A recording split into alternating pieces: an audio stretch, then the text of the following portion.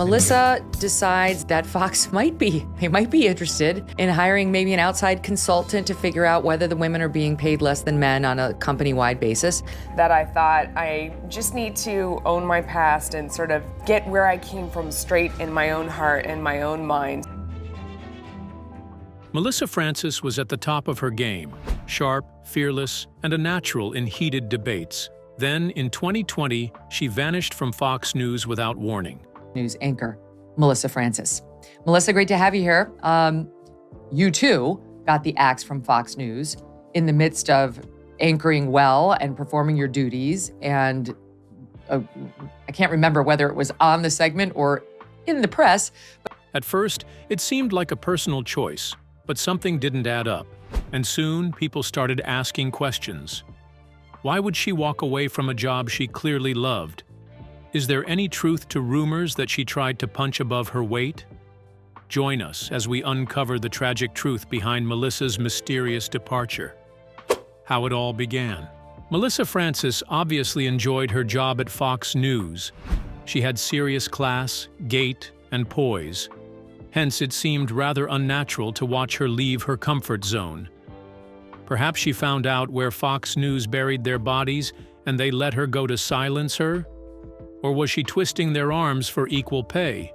Either way, it's no wonder they didn't want her to stick around. It would seem sly old Fox is at it again. Melissa Ann Francis, born December 12, 1972, has always had a knack for the big screen, always wanting to be seen and be heard, which is barely the case for women in the 70s. Let's just say that things were a little different back then. However, Melissa knew what she wanted, and with the help of her parents, who guided her every move like a living, breathing navigation system, she was set on a course that would lead her exactly where she was supposed to be, right at the thick of things, setting the world alight with her comments.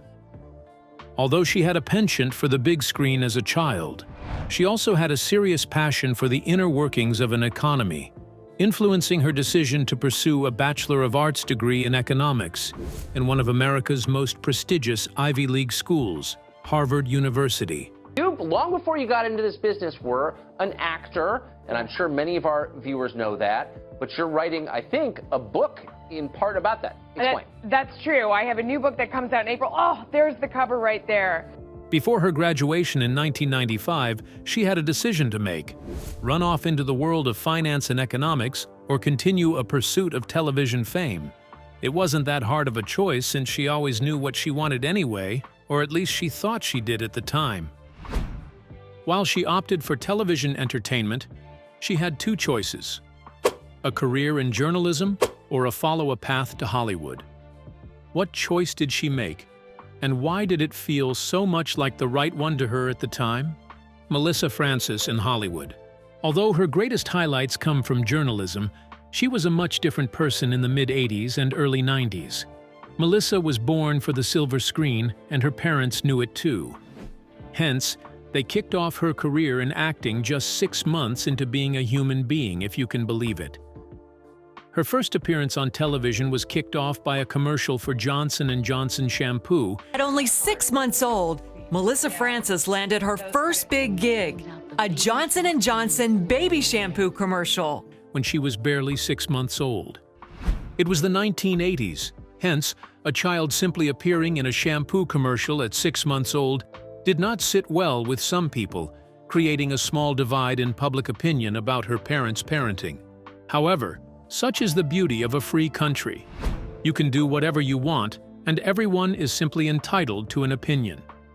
While her 6-month-old appearance on television drew some early criticism, it was the beginning of something monumental for her career as an actress. Her acting career finally took off when she auditioned for the role of Cassandra Cooper Ingalls on the beloved television series Little House on the Prairie. Her line delivery and timing fetched her some critical acclaim, slowly building her reputation in Hollywood as the next big thing. Her performances in the movie dragged opportunities to her doorstep to take lead roles in important Hollywood projects. Then in 1983, she got the role of Paula Beckwith in Man, Woman, and Child, while also appearing on Morning Star, Evening Star, and Joe's World. Her roles in these movies put her right on the map, and America knew her name. Her rising act as America's damsel pushed her right into the limelight, appearing in nearly 100 commercials during her acting career. While she seemed to have been crushing it on the silver screen, she felt a need to do something else. Having given it a long thought, she reached a decision to go into journalism. While it seemed completely out of the blue, especially to her parents who had put her right in the middle of a Hollywood career since she was 6 months old, they still supported her. It was an obvious, "Do whatever makes you happy, my dear," and she went for it. While her journey in Hollywood seemed to have been working nicely, with new opportunities coming onto the scene, Melissa Frances was just 8 years old when she landed a dream role on one of the most popular shows on television, playing little Cassandra Cooper Ingalls on the primetime series Little House on the Prairie. Could watch those all day. Now a successful broadcast journalist with 3 kids of her own, Melissa's come a long, long way from those days on the prairie. which could have possibly raised her acting profile even further. Her shocking decision to leave all that behind for a career in journalism shocked her fans. While some questioned the decision, signaling that her advisors were doing a poor job, with the brunt of the blame going to her parents, who were her managers at the time, others believed that she made the right choice since it made her happy. Although the conundrum over her decision spread like wildfire, she did not abort her dreams as a journalist for anyone. Did she make the right decision, quitting a career in Hollywood entertainment for journalism, and what sacrifices did she make to get there? Melissa's transition to journalism. Melissa wasn't all beauty, she was brains too. Since she made her decision to transition into the world of journalism, Hollywood fans watched with a keen eye just how seamless or impossible it might be. However, Melissa was on top of her game. She knew immediately that if she was going to transition seamlessly, she had to start early enough. While she was in college, she went to the career counseling office, where she thought that she might find a guide on what to do during the summer to draw her closer to this newfound passion of being a journalist. In a stroke of luck and chance, she stumbled on a binder that had news of an internship for the Fox News affiliate company in Los Angeles. Naturally, interning and, by extension, learning at a firm like that often comes with some financial commitment required from the intern, but at the time that she found this opportunity, she didn't have to pay a dime and she was going to be learning to do everything for free. Who says there is no free meal in Freetown? Her obsession grew together with her happiness to find a way to channel her summer into a learning process for her future. Although the process was exhilarating, borderline tiring, and it felt like she was about to enter into a world that she didn't understand. She was too curious to care. She just wanted to be there and learn. On getting right into it, she discovered that it was a completely different kettle of fish from her time memorizing lines, but it wasn't all new to her. At least she still eventually had to be in front of a camera, and that was familiar territory anyway.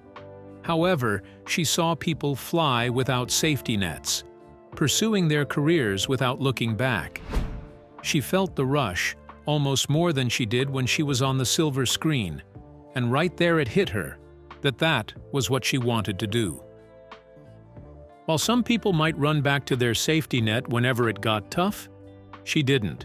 She found ways to get more internships, including working with the biggest programs on television at the time, like The Today Show. While she was in college, she worked for Paul Selman, who at the time was the economic correspondent for the McNeil NewsHour, and he operated out of a studio on the Harvard Business Campus, right where she was studying. All she had to do was ride her bike over there like a normal college kid and do some jobs for him. Talk about stars aligning. Watching an old, experienced head like Paul working 24/7 and never slagging off gave her an idea of the work ethic required to be successful as a journalist, helping her figure out exactly what she was getting into, but Melissa wasn't fazed. She laughed at the face of the hard work because she was ready to do it. She was hooked, and there was no going back. While she remained unfazed by the work ethic required for her success, I was driven by a very aggressive tiger mom who devoted her life to driving me, taking me on auditions, pushing me, getting me tutors, coaches, everything I needed to succeed. questions still lingered if she would get stuck to a desk, doing paperwork, or make it to television and become the star of the show. How did she handle this external pressure? Facing the criticisms head-on. Having already had a whole different career on live television as an actress, cross-carpeting into a completely different career felt a bit like a betrayal to fans who watched her career and anticipated a Hollywood Hall of Famer career, but Melissa dared to have other plans, incurring the ire of optimistic fans who have now tuned to complaining. Melissa turned a deaf ear to the criticisms and started her career from the lowest possible points, including traditional news, touching smaller markets in the Northeast before making her way to cable. She went through that agonizing process to find out just what niche of news her passion lay. She often found herself always pitching business news ideas while she was interning at The Today Show. Hence, she could somehow tell that she had a passion for business news, a testament to her pursuit of a degree in economics at the time. Other interns and her bosses at the channel found it painfully boring, but to her surprise, she was always having the time of her life, just thinking about the business world and how they could craft it into a story. But here's the thing with Melissa. When it comes to her passion, she is like a dog with a bone. She is never letting go until she has fully crushed it. Her dedication to the business story was unwavering, and so was her faith in the stories being a hit. Hence, her boss advised her to consider a job at their cable channel at the time, CNBC, where she could bore her fellow business eggheads to oblivion and find solace in their ability to keep up with her. While that sounded really cool, getting on CNBC wasn't child's play. It required more than dedication. It needed a certain level of wit, cunning, know-how, and a flair for the dramatic. She took her boss's advice at The Today Show and went right to CNBC, where she was immediately rejected. Not for her work ethic, but surprisingly because she needed to learn to be on camera since she was going to be presenting a lot. She was going to be behind the camera, and it needed to be done to perfection. News stations don't just sell news. Attention to detail and optics are also a priority. While that seemed like an answer, it only bore more questions. How is somebody who has been on set since she was 6 months old and memorizing lines and delivering them to perfection since she was a teenager in need of some special media training to hold a mic and report the news? Then at 8 came the role of a lifetime on Little House on the Prairie, starring Michael Landon. She felt a little bit broken by the news, but she wasn't going to let that stop her or force her back to Hollywood. She had chosen this life, and she was willing to do anything for it. Just how far did she go to get that employment at CNBC? Melissa Francis drafts a new game plan. Nothing good comes easy, or so they say, and Melissa knew this too. While she might have been disappointed by her rejection from CNBC, she didn't give up the jig. She saw it as a challenge, and if there was something Melissa loved more than life itself, it was a challenge. She took it head-on and circled back to smaller news stations. Apparently, her mistake was thinking that she could suddenly go from interning at The Today Show to being a reporter at CNBC without some more experience. She was younger and in her 20s, so she wasn't in any type of hurry. She reset her goals with CNBC at the zenith, using smaller news channels as training grounds for her end goal. Oh, she knew the game, and she played it to perfection. First, she returned to Harvard and drew up a game plan that puts her right on the map. She rented a car every Thursday and Friday and drove to any local news station within the driving distance of Harvard Business Campus, dropping her resumes and tape recordings of herself reporting news. She had made the tape at Boston University of Journalism, showing that she could spread her wings past her natural habitat, a key selling point for our reporter as it shows a willingness and a sense for adventure. While she dropped her resume and tape recordings at any of the local stations, she played a little game of hide-and-seek with them, telling them that she was driving to their local competitors, where she would be submitting the same things and piquing a bit of curiosity in them to check her out and see if she was an intern they couldn't afford to miss out on. It sold her as feisty and willing to fight for her career, not caring about loyalty first. This little ruse kept the local stations interested, and finally she got employed at one of these local stations. However, when she was asked about her veiled threats, she told them that she had actually lied to them in hopes of getting the job. While that might have come with a little backlash and another line of work, the company appreciated her cunning, applauding her wits and bravery. Being a reporter takes more than being a pretty face and being super fluent. It needed some wit here, a cunning there, and some half-truths to work the system. Not only has she shown a desire to get this internship, but she has also shown that she could be that nervy reporter who knows how to work the system, and so her journey began. Just how important was this internship to her career?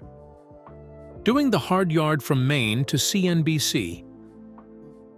It didn't take too long for her to get a different job in Maine for $6.10 an hour, ripping scripts for the NBC affiliate that was up there at the time. This was her senior year of college. Hence, it wasn't going to be easy telling her parents how little she made, so she lied to them. Melissa was quite sure that she could make it as an intern at NBC News and work her way up to the top of the food chain. While she interned at NBC, she dipped into the bread and butter of real journalism work. Aside from being the one in front of the camera, she saw how it worked behind the scenes and learned from that. She cut tapes, tore scripts, and ran the teleprompter, garnering experience and getting ready to take on the world of journalism. After a couple of months, she had done the hard yards, run the mile, and she was ready. From Maine, she barged her way up to New Hampshire, Rhode Island, Connecticut, and New Jersey, then worked for CNET in California, and then she got hired at CNBC. It was a long, arduous journey, but no pain, no gain, eh? She worked with CNBC for 9 years as a financial news reporter and anchor. She co-anchored Power Lunch, a program that examines the businesses, people, and trends that influence Wall Street, in addition to real-time market coverage at roughly the midway point of the U.S. trading day. She was really crushing it, which was no surprise to people who knew her story and how she handled her rejection, responding with immense work ethic and rebranding as a do-it-all journalist who could function behind and in front of the camera. Her hard work influenced her popularity, and everyone knew who she was. While CNBC tried their best to keep her, it just wasn't enough.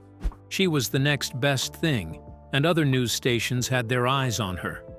Consequently, in 2012, she accepted an offer from Fox Business News, where she would be hosting her own show, Money with Melissa Francis. Just how much did she have to give up to catch the eye and attention of Fox Business News, and got them to give her her own show? Lights, camera, and Fox. After 9 years of service at CNBC, it was only normal that she moved on eventually. Her move to Fox Business didn't come out of a vacuum. It came as a result of dedication and hard work. While her meteoric rise seemed enviable from afar, it was a collaboration of missed Christmases, abandoned vacations, and some self-inflicted insomnia. Her show on Fox Business was never going to be easy, as it not only required know-how, but also required personality to back it up.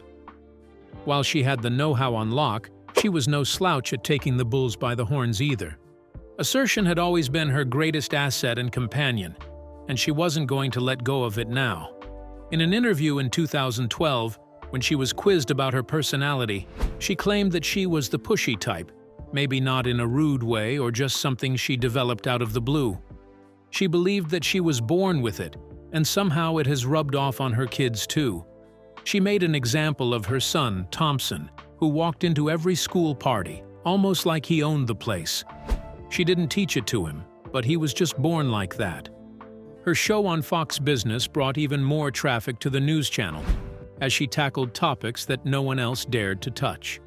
America and Fox News seemed to have found their knight in shining armor, donning the face of a damsel. However, in 2020, the COVID year, a shocking revelation came from Melissa Francis, claiming that she had left Fox News, and no, she did not have COVID. Speculations rose as to why she was fired. Some claimed that she had been infected by the virus, making her incapable of functioning, while others believed that she left the role because she was pushed out. Although no one knew what was happening behind the scenes, social media erupted with controversies. Why exactly did she leave Fox News? Melissa Francis talks to Megyn Kelly about the old sly fox.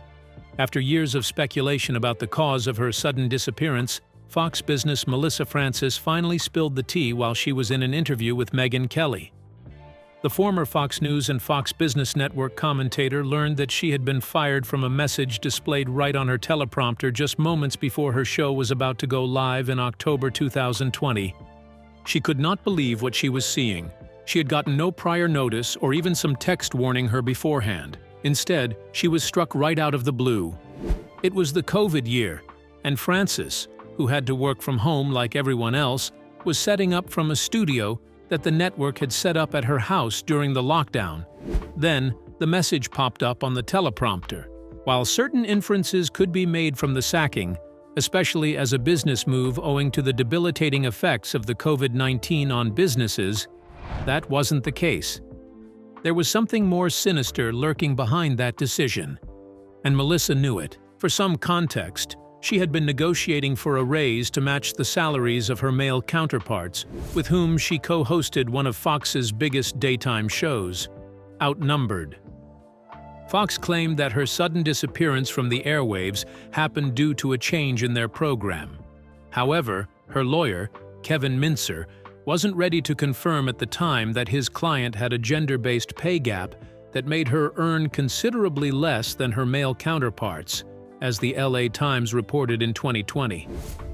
For a woman who took no shortcuts getting to that point in her career, Fox should have known that she was never going to take it lying down, and the world was with her on that.